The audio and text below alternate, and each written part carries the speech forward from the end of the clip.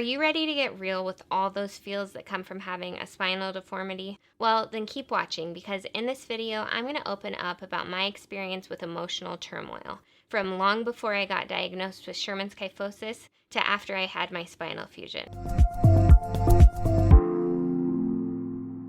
We talk about mental health and well-being a lot and how it's so important, and it absolutely is.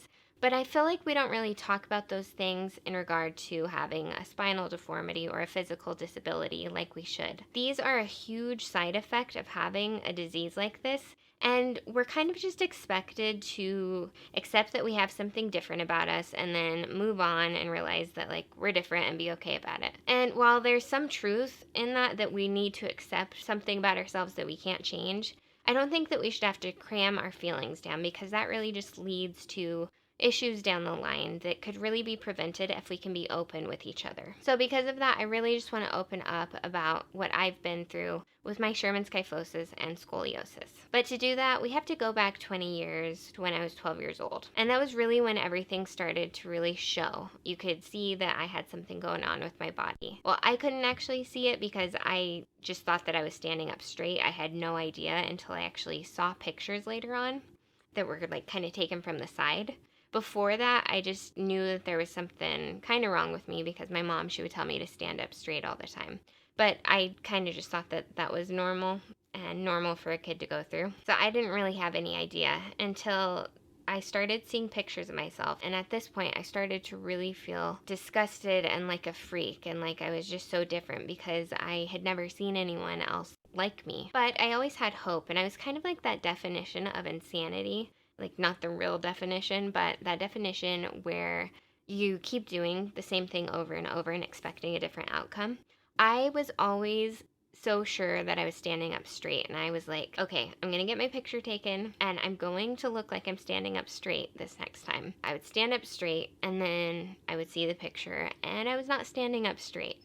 And I was like, I think what probably happened is that I was standing up straight, but the second that picture got taken, well, I just kind of relaxed a little bit. And so it looks like I'm not standing up straight. So I had hope until I got reminded again that, well, no, I'm not standing up straight. And that was really rough. And this continued all the way through my teens until I was 21. And I actually saw something on the internet called postural kyphosis. At that time, I was like, oh my gosh, this is me. This is completely describing me. I have the hunchback, but it's really just that I'm not strong enough in my core or my back muscles or something.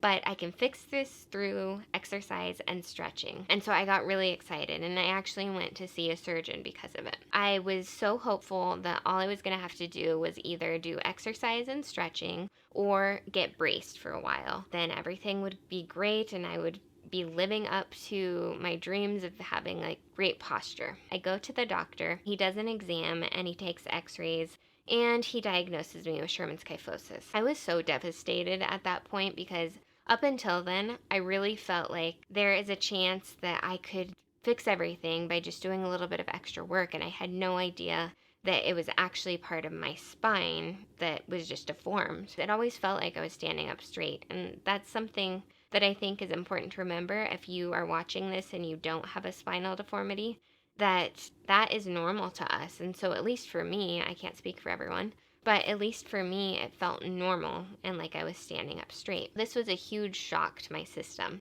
and it really took me a long time to accept and come to terms with the fact that I was going to be different forever. I tried to come to terms with where I was and just hoping that the stretches that he was giving me would help. But then they didn't. It wasn't completely bad, because on the one hand, yeah, I was having to deal with all of this trauma and knowing that I was never going to be normal.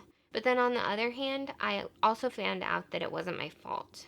And it really kind of took a weight off of my shoulders, because I always had this sense of shame, like I was just not doing enough to stand up straight, and so there must be something wrong with me. The other thing is that my doctor told me about online support groups, and so I ended up finding one, and this was a huge blessing for me. Like I mentioned, I had never met anyone who was even kind of like me. To find an entire group that could actually relate was this amazing feeling, and it felt like I had finally found a community that I could belong to and not have to feel weird in. If you're watching this and you're someone who just does not have a support system or you feel very alone, I would definitely recommend going and finding an online support group. The one that I found was on Facebook, but there are other ones, and I'm sure that there's still ones on Facebook. So definitely check it out. It's very, very helpful, and there are people who can give you guidance and who will be there to support you through every step that you're at. As time went on and I was finding that the exercises weren't working, I ended up convincing my doctor to give me the surgery. And this was a really big change. I wish that I could say that it was all rainbows and butterflies and that the surgery just did amazing things from the start. But that wasn't how it felt for me. As soon as I got the surgery done, I was in the hospital recovering, and one of the surgeons came to see me, and he was telling me how much they had corrected my posture. Well, I started out at 72 degrees, and they got me down to 52.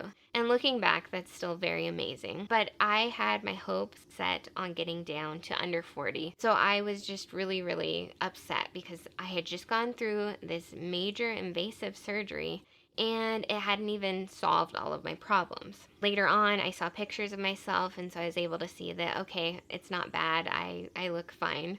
But before that, I was just going off of like how many degrees they had taken off and how far I was from actually having a normal curve. So my mind couldn't comprehend that. Plus, I was all doped up on drugs and all this stuff. So I had a lot going on. Looking back, I wish that I could have just loved and accepted myself. I look at pictures now and I still have a really hard time with it. There's so much pain that I can recall from when I was dealing with it fresh and new. But I also see this girl who just wanted to be loved and fit in and liked and accepted. And so I wish that I could have offered that to myself and not needed to rely on what the rest of the world was going to give me. That's something that I hope that people are watching this will take away, is that you really need to work on loving yourself. Especially if you have not gotten the surgery or you're not going to or you don't know if you will be. Because although it's unfair, people like myself who got the surgery, we have a sort of escape. People aren't going to right off the bat necessarily notice that we have a spinal deformity. And so we can kind of blend in. Now, that doesn't mean that all of the pain that we've suffered just goes away. I can absolutely attest that it does not. I have a lot of pain left over when I actually think about what I used to go through. But people like myself, we still do have kind of an escape. Whereas if you're someone who hasn't had that corrective surgery, then you really have to come to terms with things. I wish that I could say that society is just gonna one day like love and accept everyone who's different and looks different. That doesn't mean that you shouldn't be able to provide those things for yourself. This is especially true if you're someone who gets very down on yourself and maybe you're dealing with suicidal thoughts. You've got to love yourself and you've got to really work on that. And what that might include is reaching out to someone like a therapist or your doctor or finding an online support group, because those are all great ways to help you work on doing what's best for yourself. This was my experience with emotional turmoil from having a spinal deformity. If you like this video, please give it a thumbs up and leave a comment below showing your support for others just like us. We really have to be there for each other, and I would love for us all to start a dialogue where we can build a community full of love and support. And as always, have a happy, healthy, and wonderful day.